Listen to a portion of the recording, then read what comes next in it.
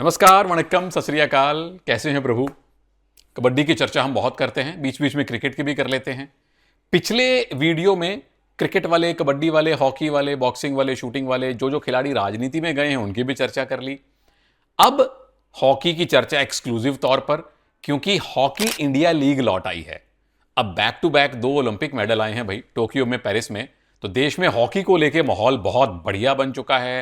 Hockey India ने भी fans की बात को सुनते हुए हॉकी इंडिया लीग के रिवाइवल की घोषणा कर दी है।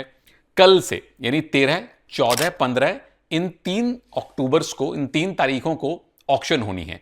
13 और 14 को मेन की और 15 को वेमेन की। उसके बारे में विस्तार से चर्चा करता हूं। जो जो जानकारी अब तक हॉकी के पास, हॉकी इंडिया लीग के मुतल्लिक मेरे पास है, वो सारी आपसे शेयर करता हूं।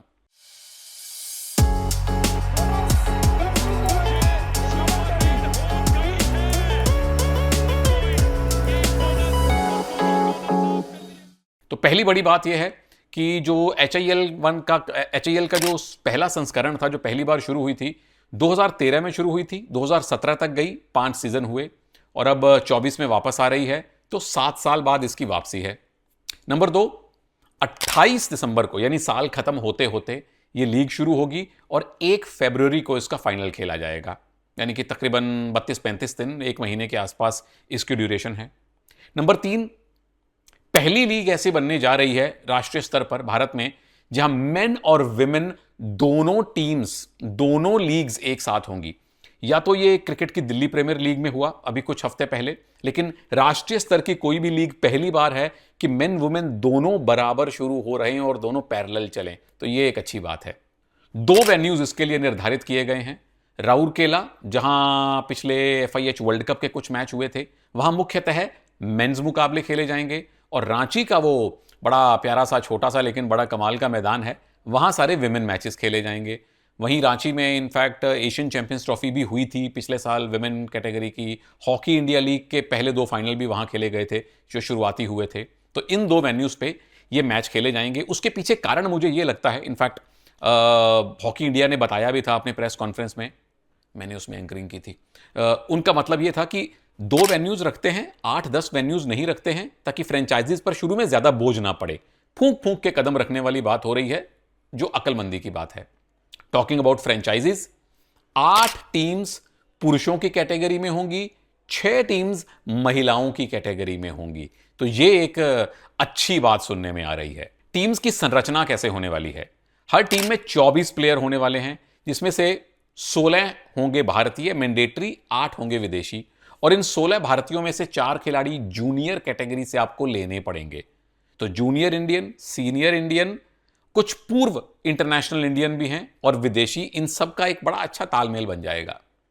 टॉकिंग अबाउट प्लेयर्स, बहुत सारे प्लेयर जो अभी करंट टीम में खेल रहे हैं, सरपंच हरमन से लेके मनदीप, मनप्रीत, हार्दिक सिंह, ये तमाम ऑक्शन का हिस्सा होंगे, अमित रोहिदास।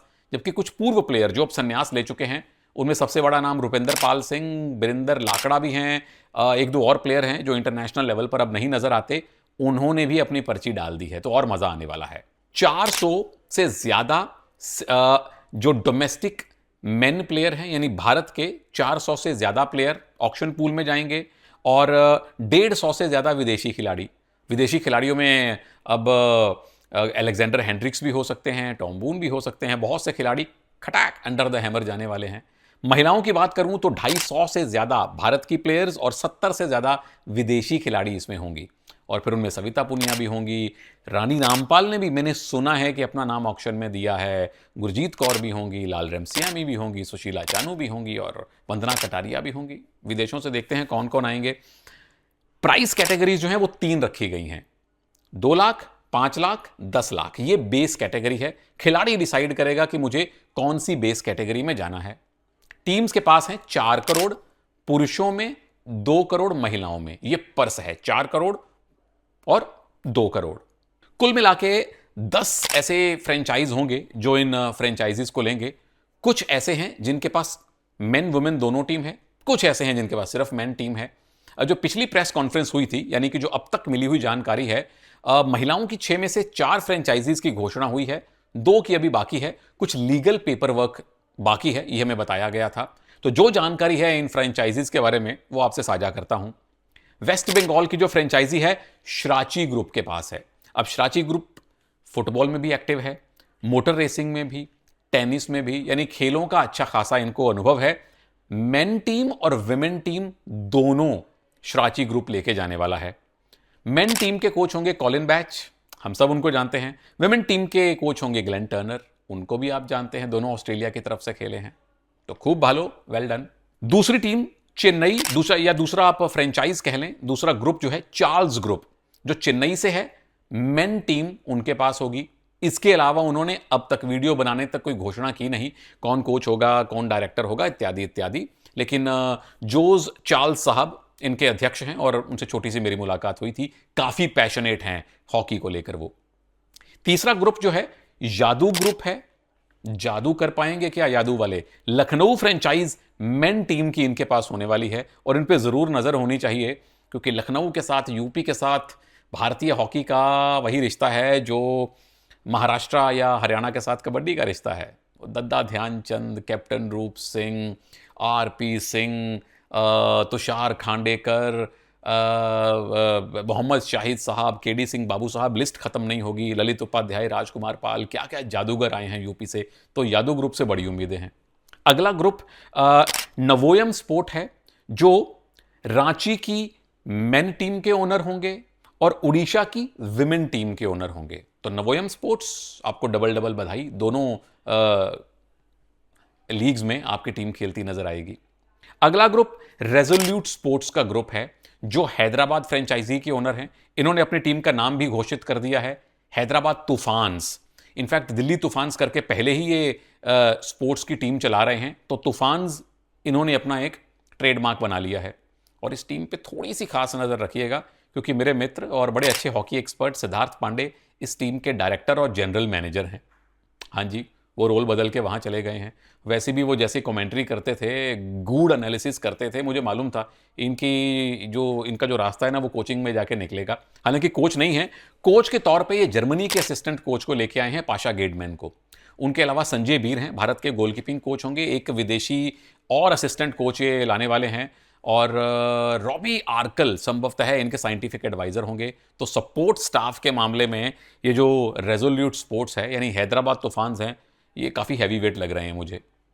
अगला ग्रुप जो है Vedanta limited, needs no introduction. बहुत बड़ी कंपनी है, उड़ीसा में काम करती है और बहुत सारा इनका फैलाव है बिजनेस में।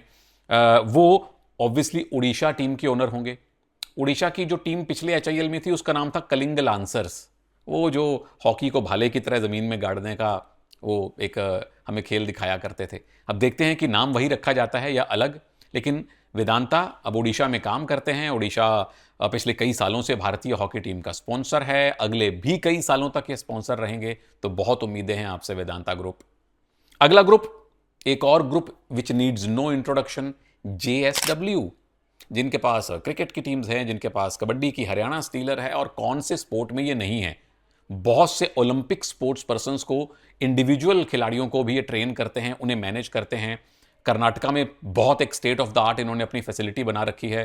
किसी दिन अच्छी किस्मत हुई तो मैं जाऊंगा। तो अब ये हॉकी में आ गए हैं। पंजाब की मेन टीम और हरियाणा की विमेन टीम के ऑनर होंगे जेएसडब्ल्यू। तो जेएसडब्ल्यू जिंदल साहब, बहुत बहुत आपको मुबारक, बहुत उम्मीदें हैं आपसे। और जो प्रेस कॉन्फ्रेंस हुई थी, भारत के दो पूर्व कैप्टन सरदार सिंह साहब और अर्जुन हलप्पा, मेरे भाई, ये दोनों इस टीम के ही बेंच पे बैठे हुए थे। मतलब ये दोनों इस टीम के साथ जुड़े हुए हैं। किस कैपेसिटी में हैं अब उसकी घोषणा हो जाएगी, पर दो लेजेंड्स जेएसडब्ल्यू ग्रुप ने पहले ही जोड़ लिए हैं। तो ये भी स्टाफ के मामले में अच्छी खासी हैवीवेट टीम लग रही है मुझे। अगला group SG sports and entertainment. इसके सीईओ पता कौन है? महेश भूपति, हमारे टेनिस लेजेंड। वो टीम के प्रतिनिधि बन के पिछली प्रेस कॉन्फ्रेंस में आए थे। और इस टीम के बारे में जरा सुनिए। टीम ने अपना नाम रख लिया है दिल्ली एसजी पाइपर्स। ये दिल्ली के मेन और विमेन दोनों टीम के ओनर होने वाले हैं। तो दो टीम्स एसजी ग्रुप लेके जाएगा, दिल्ली या दिल्ली एसजी पाइपर्स इन्होंने नाम रखा है। चेस की लीग में इनके पास टीम है, क्रिकेट की कुछ लीग्स में इनके पास टीम्स हैं, टेनिस में और टेबल टेनिस में भी इनके पास टीम्स हैं। अब ये हॉकी में आए हैं तो वेल डन है। सपोर्ट स्टाफ इनका भी अच्छा खासा हैवी वेट है प्रभु। इनके डायरेक्टर ऑफ स्पोर्ट्स पता है कौन है? डायरेक्टर ऑफ हॉकी पता कौन है? PR श्रीजेश। एक होते हैं लेजेंड, उनके ऊपर आते हैं श्रीजेश। श्रीजेश भारत की जूनियर मेन टीम के भी कोच हैं, लेकिन दिल्ली SG पाइपर्स के डायरेक्टर ऑफ हॉकी हैं। और पता है इनके चीफ कोच कौन है? वही जो टोक्यो ओलंपिक्स में भारत के कोच थे, ग्राहम रीड साहब। जी हाँ, विमेन टीम के कोच नीदरलैंड से आए हैं, डेव स्मोलिनार्स। ये इन सारी फ्रेंचाइजीज का लेखा जोखा है। 4 विमेन टीम आपने सुन ली, 8 मेन टीम आपने सुन ली, 2 विमेन टीम के फ्रेंचाइजीज की घोषणा अब तक नहीं हुई है। मैं उम्मीद करता हूं जब तक आप वीडियो देखेंगे, जब ऑक्शन चल रही होगी या ऑक्शन का आखिरी दिन होगा, तब तक वो घोषणा भी हमारे सामने, या जो भी कुछ स्थिति हुई हमारे सामने आ जाएगी। तो हॉकी इंडिया लीग वापस आ रहा है 7 साल के गैप के बाद। और चूंकि उस प्रेस कॉन्फ्रेंस का मैं हिस्सा था, वो तमाम चीजें मैंने फर्स्ट हैंड एक्सपीरियंस की हैं। मेरी जो अपनी ऑब्जर्वेशन है वो 2-3 हैं। नंबर 1, हॉकी इंडिया संभल कर चल रही है। ऐसा नहीं कि कुछ कटौती की है या उन्होंने फूंक फूंक के कदम रखे हैं, क्योंकि पिछली HIL थी वो 5 सीजन बाद बंद हो गई थी। फिर बहुत सवाल पूछे गए, इस प्रेस कॉन्फ्रेंस में भी सवाल पूछे गए कि ये बंद तो नहीं होगी। तो शायद इसलिए थोड़ा संभल के चल रहे हैं कि 2 वेन्यू रखो, फ्रेंचाइजीज पे कम बोझ पड़े। और हॉकी इंडिया के पदाधिकारियों की तरफ से, दिलीप तिर्की साहब और भोलानाथ जी की तरफ से बार बार यही कहा गया था कि हम परिवार की तरह आपसे डील करेंगे सारे फ्रेंचाइजीज के साथ, ताकि कोई भी समस्या हो मिल बैठ के सॉल्व करें। यानी कि विजन एकदम साफ मुझे दिखा कि लीग को लंबा चलाना है। और अगर आप फ्रेंचाइजीज को भी देखें, शिराची ग्रुप बहुत सारी स्पोर्ट्स टीम्स को ओन करते हैं, SG ग्रुप बहुत सारी स्पोर्ट्स टीम्स को ओन करते हैं, वेदांता बहुत बड़ी कंपनी है, नवोयम स्पोर्ट्स ऑलरेडी स्पोर्ट्स में है, JSW तो एक ब्लू चिप कंपनी कह सकते हैं हम स्पोर्ट्स की लीग्स में। तो सारे के सारे ग्रुप भी ऐसे हैं जो टिकाऊ लगते हैं, लंबा चलने वाले लगते हैं। और दूसरी बहुत बड़ी ऑब्जर्वेशन आप लोगों को ऑलरेडी पता होगी कि जो हॉकी इंडिया लीग का सीजन 1 था, जिसमें 5 सीजन हुए पहले संस्करण में, वहां जो हमें खिलाड़ी मिले वो 2-2 ओलंपिक मेडल लेकर आए थे। आखिरी सीजन जो 2017 में हुआ था, उसके अपकमिंग यंग प्लेयर का अवार्ड पता किसको मिला था? हरमनप्रीत सिंह को। तो 2017 से लेके 2024 तक हरमन अपकमिंग यंग प्लेयर से लेके सरपंच लेजेंड बन गए हैं। मनप्रीत सिंह वहीं से आए थे, मनदीप वहीं से आए थे, अमित रोहिदास वहीं से आए थे, सुरेंदर वहीं से आए थे, बहुत से खिलाड़ी वहां से आए हैं। तो अब नई पौध के पास मौका है फिर से भारत के और दुनिया के सर्वश्रेष्ठ खिलाड़ियों के साथ खेलने का, उनके विरोध में खेलने का, ताकि जो LA ओलंपिक्स आए या 32 वाले 36 वाले ओलंपिक आए, उसके लिए हमें इस लीग से सप्लाई मिलती रहे, खिलाड़ी मिलते रहें। तो ऑक्शन जैसे ही समाप्त होगी तब तक प्रो कबड्डी शुरू होने वाली होगी। लेकिन कबड्डी और हॉकी का ये सामंजस्य तालमेल बना रहेगा मेरे वीडियोस पे।